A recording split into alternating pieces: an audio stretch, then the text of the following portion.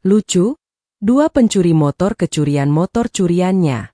2 remaja di Kabupaten Bone, Sulawesi Selatan inisial Ah 21 tahun dan Ai juga berumur 21 tahun, harus berurusan dengan polisi. Keduanya ditangkap karena kasus pencurian sepeda motor di Dusun Talaga, Desa Sangeng Palie, Kecamatan Lapariaja. Malangnya, sepeda motor hasil curiannya justru dicuri oleh 2 pencuri lain saat ingin dijual di Kabupaten Sidrap, Sulawesi Selatan. Pencuri sepeda motor dicuri.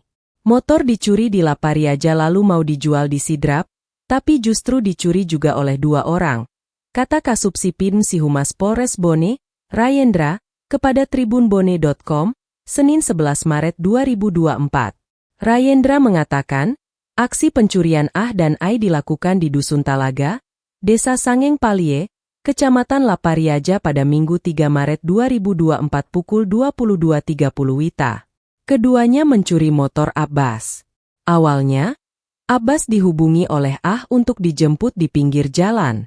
Setelah itu keduanya berboncengan.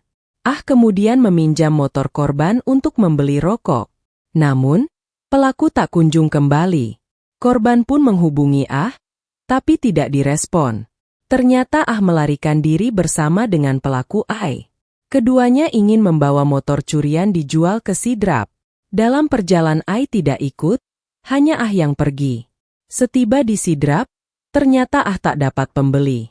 Ia pun singgah di masjid di Desa Kalosi Alau, Kecamatan Dua Pitue untuk istirahat. Disinilah motor curian dicuri.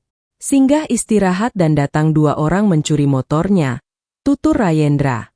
Perwira berpangkat 2 balok ini menyebut, imam masjid ingin membantu Ah melaporkan pencurian dialami ke polisi. Akan tetapi, tawaran tersebut ditolak oleh Ah. Imam masjid mau antar melapor ke polsek, tapi pelaku memilih diantar ke rumah keluarganya di Sidrap, ucapnya. Download Tribun X sekarang. Menghadirkan lokal menjadi Indonesia.